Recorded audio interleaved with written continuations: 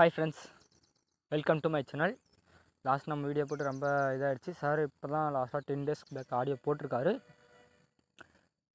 நிறைய இம்பார்ட்டன்ஸ்லாம் கொடுத்துருக்காரு. அப்டேட்ஸு என்னென்னு நீங்களே நோட்டீஸ் போர்டை கேட்டிங்கன்னா தான் தெரியும். கிட்டத்தட்ட 1 ஹவருக்கு மேலே சொல்லியிருப்பாரு. அது பேட்சாக போட்டிருப்பாரு. ரீஃபண்டு தனியாக, வித்ராலுக்கு தனியாக, அப்புறம் அனதர்னு சொல்லிட்டு தனியாக கொடுத்துருப்பாரு. ஃப்ரீயாக இருக்க டைம் கொஞ்சம் கொஞ்சமாக கேட்டுக்கோங்க. கண்டிப்பாக எல்லாமே இம்பார்ட்டன்ட் அப்டேட்ஸ் தான். நான் ஃபஸ்ட்டு அந்த ரீஃபண்ட்கான அப்டேட் சொல்லிடுறேன் என்னன்ட்டு. ரீஃபண்ட் என்ன சொல்லியிருக்காருன்னா, இதுக்கப்புறம் இருக்கிறவங்களுக்கு தான் மினிமம் 3 months மேலே தான் அது ஸ்டார்ட் ஆகும் அப்படின்ற மாதிரி சொல்லியிருக்காரு. அதுலேயும் ஒன்று என்னென்னா, முன்ன வந்து 18% மட்டும் பிடிச்சிட்டு கொடுத்துருந்தாங்க. இப்போ வந்து 36% டேக்ஸ் பிடிக்கிறாங்க. அதுக்காக தான் 2 ஆப்ஷன் கொடுத்துருக்காங்க. ஒன்று வந்து நீங்கள் பே பண்ண அமௌண்ட் 6500 ஒர்த்து உள்ள ப்ராடக்ட் பைமோட்டில் நீங்கள் பர்ச்சேஸ் பண்ணிக்கலாம். இல்லைனா நீங்கள் ஒரு 3 months வெயிட் பண்ணி 36% சார்ஜ் பிடிச்சிட்டு நீங்கள் அமௌண்ட் எடுத்துக்கலாம் அப்படின்னு சொல்லி 2 ஆப்ஷன் கொடுத்துருக்காங்க. அதில் வந்து உங்களுக்கு எந்த ஆப்ஷன் சூஸாக இருக்கோ அதை எடுத்துக்கலாம். ஏன்னா ஒரு சில பேருக்கு ப்ராடக்ட் பர்ச்சேஸ் பண்ணுறதே ஓகே, நம்ம பே பண்ண அமௌண்ட் ஃபுல்லாக வந்துடுதுன்னு சொல்லிட்டு ஒரு சில பேர் ப்ராடக்ட் பர்ச்சேஸ் பண்ணிடுவாங்க. இன்னும் ஒரு சில பேர் எனக்கு அமௌண்ட் தான் வேணும், 36% போனாலையும் போட்டோன்னா அவங்க வந்து மினிமம் 3 months வெயிட் பண்ணுற மாதிரி இருக்கும். அது வந்து அந்த ஃபார்ம் வந்து இன்னொரு 1 or 2 days எனேபிள் பண்ணுறேன்னு சொல்லியிருக்காரு சார். மறுபடியும் அது நோட்டீஸ் போர்டில் அப்டேஷன்ஸ் கொடுப்பாரு. எனேபிள் பண்ணிவிட்டு மேக்ஸிமம் இந்த வீக்கில் கொடுத்துருவார்னு நினைக்கிறேன். நம்ம பார்க்கலாம் வெயிட் பண்ணி. எதுக்காக இந்த ஆப்ஷன் கொண்டு வந்திருக்காங்கன்னா, இப்போ வந்து நமக்கு எஸ்பிஐ பேமெண்ட் போடணுன்னா நம்ம அந்த கம்பெனிக்கிட்ட இருந்து தான் அவங்க வாங்கி ஆகணும். ஓகேங்களா? பைமோட்டர் அந்த பார்ட்னர்ஷிப் பண்ணியிருக்கனால அந்த கம்பெனிக்கிட்ட இருந்து வாங்கி ஆகணும்.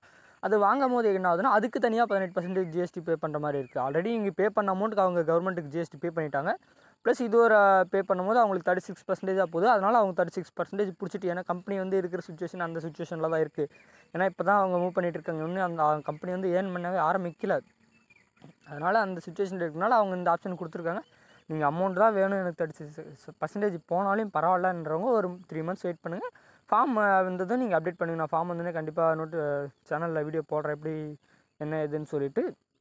நீங்கள் இல்லை ப்ராடக்ட் வேணால் நீங்கள் ப்ராடக்ட் பர்ச்சேஸ் பண்ணால் அதுக்கான அப்டேட்ஸ் எல்லாமே சார் நோட்டீஸ் போர்டில் கொடுப்பார், அது பார்க்கலாம்.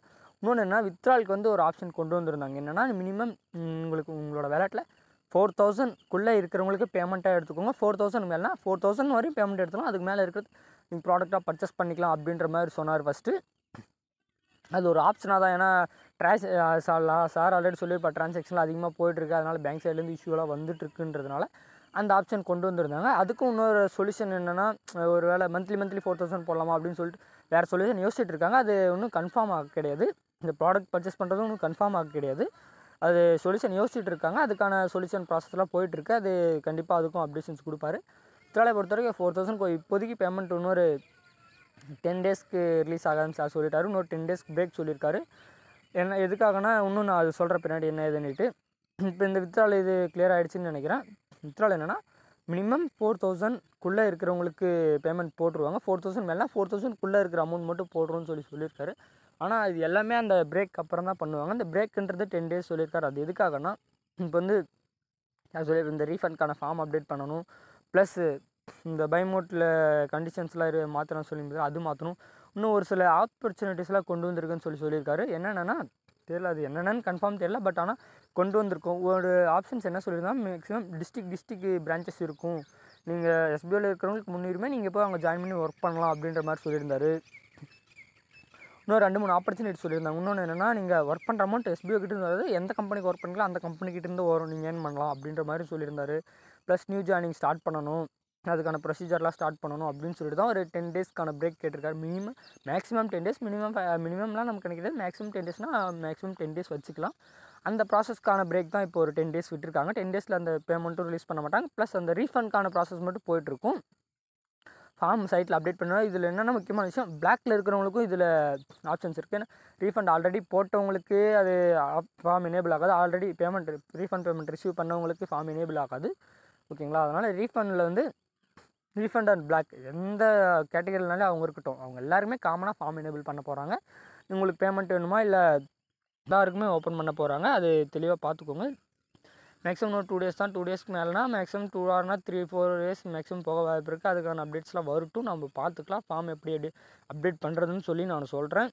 நம்மளோட சேனல்லே வீடியோ போடுவேன். அதுவும் ஏன்னா மேக்ஸிமம் இப்போ பிளாக்ல இருக்கலாம். மேக்ஸிமம் 3 months சொல்லியிருந்தேன். 3 monthsக்கு அப்புறம் தான் ஃபார்மை எனேபிள் பண்ணுவோம். இப்போ வந்து காமனாக எல்லாருக்குமே வந்துடும் ஃபார்மு. எல்லாருக்கும் அவங்களோட ஒரு சில பேருக்கு ப்ராடக்ட் யூஸ்ஃபுல்லாக இருக்கும், ஒரு சில பேருக்கு மணி மட்டும் தான் யூஸ்ஃபுல்லாக இருக்கும். அது வந்து அவங்களோட சாய்ஸ். உங்களுக்கு எந்த ஆப்ஷன் இருக்குது, 2 ஆப்ஷன் தான் இருக்குது. உங்களுக்கு மணி வேணும்னா 36% போயிட்டு வாங்கிக்கோங்க, இல்லைனா ப்ராடக்ட் வாங்கிக்கோங்கன்னு சொல்லியிருக்காரு. நிறைய ஆப்ஷன்ஸ்லாம் கொண்டு வர போகிறாங்கன்னு சொல்லியிருந்தார். இன்னொரு 2 to 3 ஆப்ஷன்ஸ் ஒர்க்கு வந்து இன்க்ளூட் பண்ண போகிறோம்னு சொல்லியிருந்தார். நியூ ஒர்க்கும் ஸ்டார்ட் பண்ண போகிறாங்க. அதனால் நிறைய அப்டேட்ஸ்லாம் போயிட்டுருக்கு. நோட்டீஸ் போர்டு கொஞ்சம் ரெகுலராக ஃபாலோ பண்ணுங்கள். அது எதுக்காக பேமெண்ட் போடுறது டிலே ஆகுது, எதுக்காக என்ன எதுன்னு ரீசன் கூட சார் நோட்டீஸ் போர்டில் தெளிவாக சொல்லியிருப்பார். கண்டிப்பாக ஃப்ரீ டைமில் கேளுங்க. ஜஸ்ட் ஒரு 1/4 மணி நேரம் 1/2 மணி நேரம் ஃப்ரீயாக இருக்கீங்களா, பஸ்ஸில் ட்ராவல் பண்ணுறீங்களா, ஹெட்செட் போட்டு கேளுங்க. இந்த மாதிரி ஃப்ரீ டைமில் கேட்டு நோட்டீஸ் போர்டு ரெகுலராக ஃபாலோ பண்ணிக்கோங்க. ஏன்னா நோட்டீஸ் போர்டை ஃபாலோ பண்ணலாம் கண்டிப்பாக உங்களுக்கு இன்ஸ்ட்ரக்ஷன் எதுவுமே கரெக்டாக கிளியராக வந்து சேராது. அதனால் நோட்டீஸ் போர்டை ஃபாலோ பண்ணிக்கோங்க. இன்னொன்று என்னென்னா, இந்த மேக்ஸிமம் வித்ராலேருந்து மார்ச்சுக்குள்ளே முடிஞ்சிருன்ற மாதிரி தான் சொல்லியிருக்காரு. ரீஃபண்ட் தான் 3 மந்த்ஸ் எனக்கு தெரிஞ்சு 3 மந்த்ஸ்க்கு அப்புறம் மூவ் பண்ணுவாங்கன்னு நினைக்கிறேன்.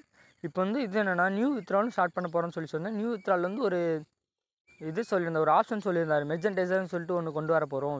இப்போ என்னென்னா, நான் இப்போ மெர்ஜென்டைசராக இருக்கேன்னா எனக்கு கீழே ஒரு 10 அக்கௌண்ட் கொடுத்துருவாங்க. 10 பேர்னா ஒரு 10 ஐடி யூஸ் பண்ணுறாங்கன்னா 10 பீப்புள் இருக்காங்கன்னா அவங்களோட அக்கௌண்ட் நம்பர் கொடுத்துருவாங்க. நான் வந்து அவங்களுக்கு பே பண்ணிடுவேன். எனக்கு கம்பெனிலேருந்து கொடுத்துருவாங்க. அது கமிஷன் ஏதாவது சின்ன கமிஷன் கொடுப்பாங்க. அந்த மாதிரி ஆப்ஷன். ஏன்னா பேங்க்கில் சொல்லியிருந்தாங்க லாஸ்ட்டாக ட்ரான்சாக்ஷன்லாம் அதிகமாக போயிட்டுருக்கு அப்படின்றனால இந்த ஆப்ஷன் கொண்டு வர ஐடியாவில் இருக்கும் அப்படின்னு சொல்லியிருந்தாரு. அதுவும் அப்டேஷன்ஸ் கொடுப்பாரு, எப்படி பண்ணணும் என்ன இதுன்னு சொல்லிட்டு. அதுக்கான ப்ராசஸ் வந்துச்சுன்னா அதுக்கு அப்ளை பண்ணுவாங்க. அது வந்து அவங்க யார் ஃபில்டர் பண்ணி எடுக்கிறாங்களோ அதுக்கு அந்த மாதிரி மூவ் பண்ணுவாங்க. அது ஒரு ஆப்ஷனும் இருக்குது நியூ பேமெண்ட் மெத்தடில் போடுறதுக்கு. அதுக்கு அனதர் ஆப்ஷன்ஸும் அவங்க யோசிச்சுட்டு இருக்காங்க. வேறு மூலிமா போடுறதுக்கு டக்குன்னு பேமெண்ட் போடுறதுக்கும் பிளான் பண்ணிகிட்டு இருக்காங்க. அதுக்கான மூவ்மெண்ட்டும் போயிட்டுருக்கு. எல்லாமே ப்ராசஸ் பண்ணிகிட்ருக்காங்க. ஏன்னா இப்போ வந்து எஸ்பிஐவால் சுச்சுவேஷன் பேமெண்ட் கொடுக்க முடியாத சுச்சுவேஷன். அந்த 36% ரீஃபண்ட் கிடைக்கணும், 36% எஸ்பிஐ கையிலேருந்து போட்டு கொடுக்க முடியாத சுச்சுவேஷன். ஏன்னா அவங்க இன்னும் ஏர்ன் பண்ணவே ஆரம்பிக்கலை. இப்போ தான் ஸ்டார்டிங் ஸ்டேஜில் இருக்காங்க. ஏன்னா நம்ம எதுக்காக இப்போ ரீஃபண்டை ஸ்டாப் பண்ணிவிட்டு நமக்கு நியூ ஒர்க் ஸ்டார்ட் பண்ண போகிறோம்னா, ஏன்னா பைமோட்டுக்கிட்டேருந்து பேமெண்ட் மட்டும் வாங்கிட்டு இருந்தால் போதும். அவங்களுக்கு சேல்ஸ் பண்ணி கொடுத்தா தான் அவங்களும் பேமெண்ட் கொடுப்பாங்க. நம்ம சேல்ஸே பண்ணாத பேமெண்ட் கொடுன்னா அவங்க எப்படி கொடுப்பாங்க? அதனால தான் இந்த ஆப்ஷன் மூவ் பண்ணிகிட்டு இருக்காங்க. பாருங்கள், உங்களுக்கு ஒரு சில பேருக்கு அக்செப்டபுளாக இருக்கும், ஒரு சில பேருக்கு அக்செப்டபுளாக இருக்காது. அது வந்து கண்டிப்பாக ரீஃபண்ட் பொறுத்த வரைக்கும் இது 2 ஆப்ஷன் தான், வேறு ஆப்ஷனே கொடுக்க மாட்டாங்க. அவர் தெளிவாக சொல்லிட்டாரு. நெக்ஸ்ட் என்னென்னா, இந்த பை மோடில் கூப்பன் பர்ச்சேஸ் பண்ணவங்களுக்கான அப்டேட்னு சொல்லிச்சு. அது வந்து அவங்களோட ஆப்லேயே அப்டேட் ஆகிற மாதிரி சார் வரும்னு சொல்லியிருக்காரு. அதுக்கான அப்டேஷன் சார் கொடுப்பாரு. Okay friends, thank you. கண்டிப்பாக எல்லோரும் நோட்டீஸ் போர்டு இன்ஸ்ட்ரக்ஷனை ஃபாலோ பண்ணுங்கள் ரெகுலராக.